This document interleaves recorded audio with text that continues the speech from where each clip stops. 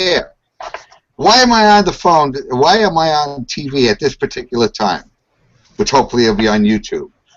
Look, I'm not Karl Rove, but I have a whiteboard. What am I going to do with my whiteboard?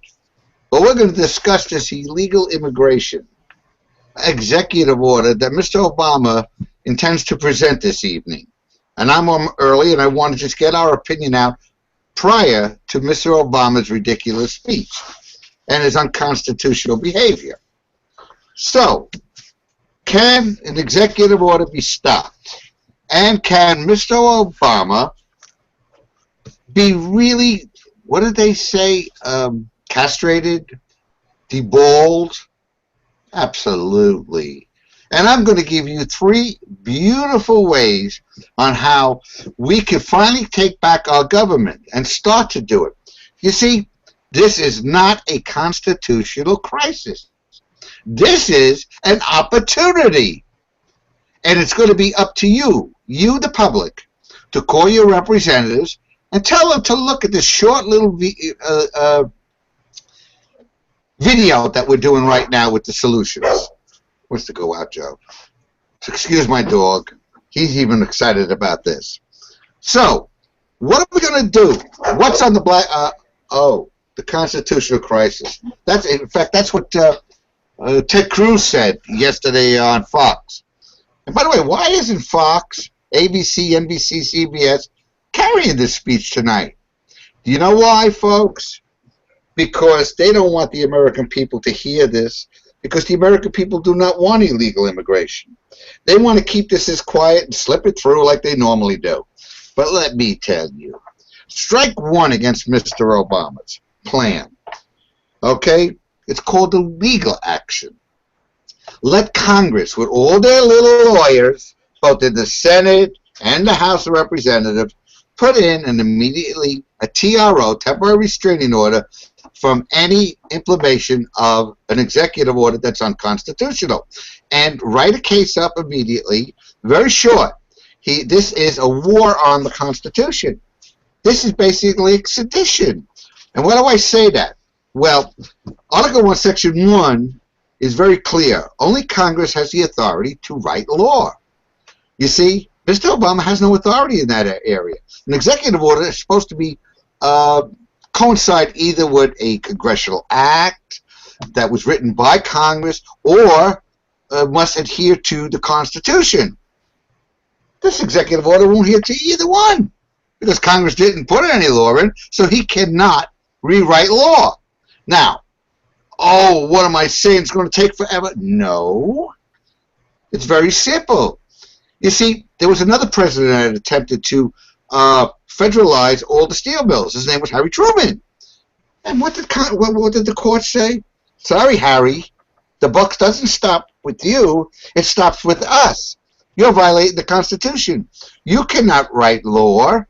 You can only take care that the laws are enforced. So, there you go. Out the window, no executive order. That is, according to our Constitution. Now, we know Mr. Obama being his Muslim background, that they abrogate law for what they believe is a better law. You see, we have a process in this country. You know, it's a procedure or an amended or a repeal of a law. So, we've already carried that. That's point one. Okay. Let's go to point two. Are you listening, John? John Boehner there. Speaker of the House, Mr. Quisling. Did you get a good suntan? Because I figure you'll be very red when I finish telling you what you could do. We have a continuing resolution to fund the budget. You know, the budget that you will fund if you are a true American and you do want to adhere to the voice of the people, is you will have a continuing resolution for no more than 60 days to keep the government open. Not a year so Obama could destroy us with discretionary spending. He is not in control. In his famous words, when you wanted to do something with the stimulus package, You lost. I don't have to listen to you. It's your turn to say, sorry, Mr. Obama, you lost. The American people have spoken. So you have a continuous resolution for a period of 60 days. And in this resolution is a little clause that not 1 cent can be spent for immigration reform. That is our job, not yours. Okay, isn't that simple? So that's 2, and we can stop Mr. Obama. Now, then we go over to the Senate side, and this is a real Queasling, this McConnell. How the people voted for him is beyond me. Of course, they didn't want a Democrat, and as even I wrote, everybody had to vote Republican and hold our nose to some of the reprobates that were rerunning. So, what is that word? I will not shut down the government. Well, Mr. McConnell, what are you giving this rhetoric to the people? You will not shut down the government. Excuse me, you don't have to shut down the government. The government doesn't shut down. Mr. Obama will shut down the government. Your continuous resolution will keep what the government requires. What is what they call the limited constitution? Things that Mr. Obama can't hurt. You have to fund the army, so there's no problem. You have tax monies coming in for that. There's enough money for Social Security, so you're not going to stop Social Security payments. Mr. Obama could try that garbage, but that's all it is. It's garbage. And let's bring out another point. The last time the government was shut down, Mr. Obama and his minions in the press blamed the Republican Party. No, it wasn't the Republican Party. And what happened? It showed that it's an overblown government. So what happened? Our EPA, 90% of them were laid off. Didn't affect anything, did it? Nothing was affected. Okay? So let's get that straight. 90%. But then they gave them their pay. Isn't that interesting? So everybody got a paid vacation at the expense of the taxpayer. So don't give us that garbage. The government will run, but discretionary spending will not. See, Mr. Obama will tell you he's going to close down the parks. How dare him? Even states that said they're willing to take over the parks to keep them open, he refused to allow it. Who the hell is this little dictator think he is? I'm fed up with it.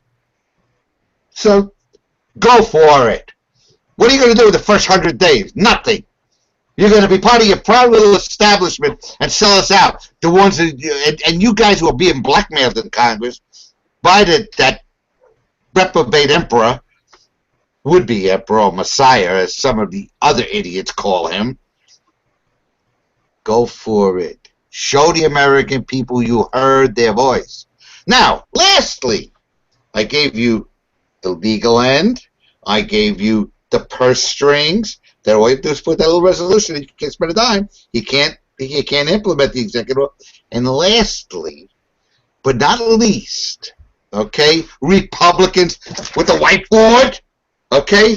Oh, that's a real winner, Mr. Whiteboard. You would be telling everybody to put it up for a vote to override the executive, the unconstitutional executive order. And what will that do? Oh, we don't have enough votes. Who cares? This is an opportunity.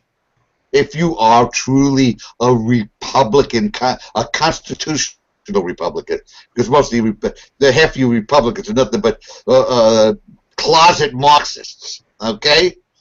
One-party system in reality. You put the vote up. Now you have enough people in the House of Representatives to surely say they want to override, and it is the people's voice. Now, if you override, Democrats will. Obama threw them under the bus. You don't think they're going to vote with you to override the executive order that the American people want? That they don't want. Excuse me. Oops, big mistake. 2 lashes. So let's get down to it. What happens if you put that through and it doesn't go through? And you put it through in the Senate. Of course, we understand the senators that got thrown out of office, thanks to, by the way, constitutionalists, Tea Party people. Don't say it wasn't the Tea Party. It was constitutionalists and the Tea Party telling people that they had to vote to stop these Democrats from destroying our nation. And they're not Democrats. That's another fallacy. They're Marxist communists. Okay? The true Democrats are no longer in office. As El Millen said, this is not my party. So let me go on, because I think it's going to be truly interesting here.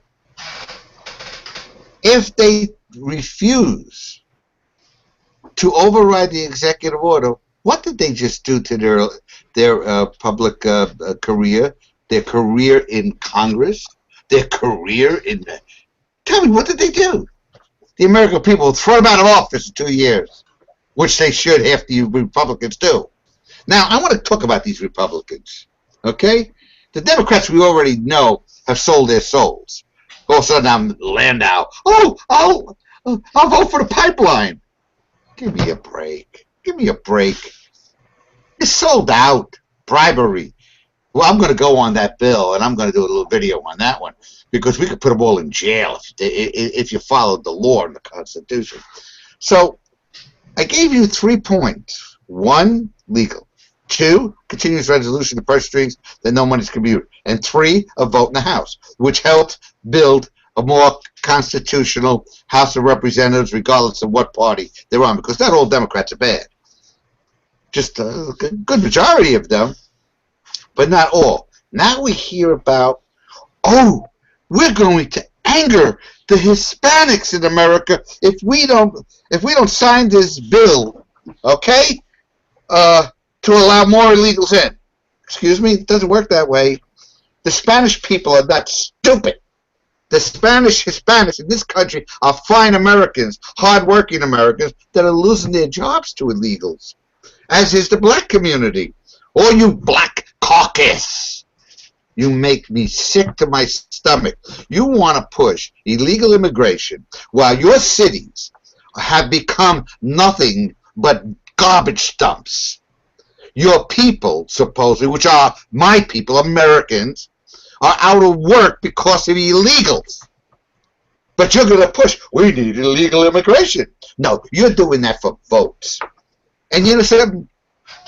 You black caucus, you're becoming irrelevant. Because if you do get these illegals in, what do you think they're going to do? Do you think they're going to depend, the Democrats going to depend on the black community? They've already sold you into slavery a long time ago. They're going to work with the larger population, with the Hispanic population. So let me tell you something. This is a disgusting game. Hispanic people are hard workers. The black people, the good black people, the good Hispanic people, don't want this garbage. They came here under the law. Do you need some kind of reform? Yes, you do. Yes, you do. There are families here, hardworking men and women, that have come here illegally, and there should be some type of, not now, not until you secure those borders so tight. And now every illegal that is picked up for a crime, not all of them, I don't want to hurt anybody, for a crime, you know what we do with them? Congress passed a law that they are sent to the border to serve out their time for their criminal acts, building the wall. And we pay them like we pay our regular prisoners, so much a day. But then we charge them for their room, their board, their guards, because they came here illegal and destroying our system. And then you throw them over the wall that they built. And oh, I'm so cruel. No, I'm not. No, I'm not.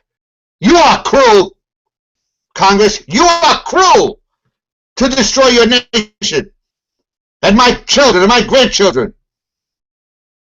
Posterity. What's your legacy? I sold out my country.